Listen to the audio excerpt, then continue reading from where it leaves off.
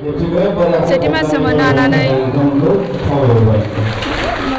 बबे फरायसालिनिफ्राय खालामदों? सालाकाटिया स्कुल।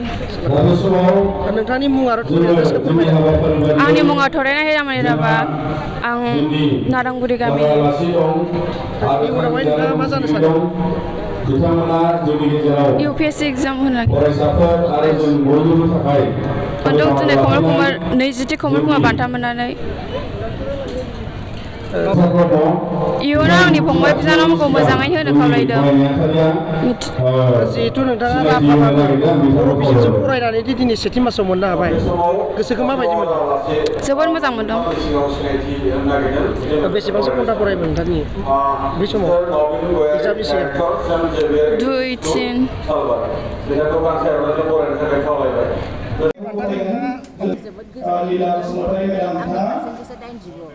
Amisa Basumatari बिथाङा UN एकाडेमि जालागावनि बिथांजों लोगोसे बिथांनि बिमा सफैनो हादों इंगिरा बसुमतारी। माबे आयदायाव बेसेबां मोनदों होनना फोरमायगोन नोंथाङा? आङो इंराजियाव 69 ओमफ्राय गोरलै बिगियानाव 94। गोरलै सानखान्थियाव ससियेल साइन्सआव 96, इंलिसाव मोनदों 90, 96, मेथामेटिक्सआव मोनदों 84, जेनेरेल साइन्सआव मोनदों 82, फिउचाराव नोंथाङा इयुनावहाय मा जानो सानो जिहेतु फरायनायनि गेजेरजों? इलेक्ट्रिकआव मोनदों 92, 526, 87 थंखौ फोरमायगोन ना? नोंनि थंखौ फोरमायगोन। आङो चिरां जिल्लानि सिङाव थानाय फानबारि गामियाव जोनोम मोनदोंमोन। आङो 8 बोसोर बैसोआवनो बिमा जादोंमोन, नाथाय बिनि उनाव आंखौ जोंनि जोंमा स्कुलनि प्रिन्सिपालनि फंबाय सिमां लांनो गोजौ क्लासआव फोरोंहैबाय। दा बिथांनि थाखायनो आङो बे कमल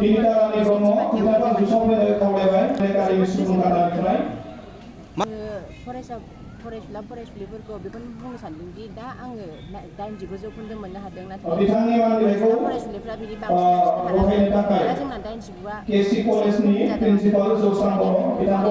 लांनो नाजानांगोन। जिहेतु नोंथाङा सानसेयाव 7 घन्टा फरायोमोन। फुङावनो 5 रिंगानिफ्राय जागायनानै 8 रिंगासिम फरायोमोन। बिनि उनाव बेलासियाव 4 रिंगानिफ्राय मोनानि 12 रिंगासिम फरायोमोन।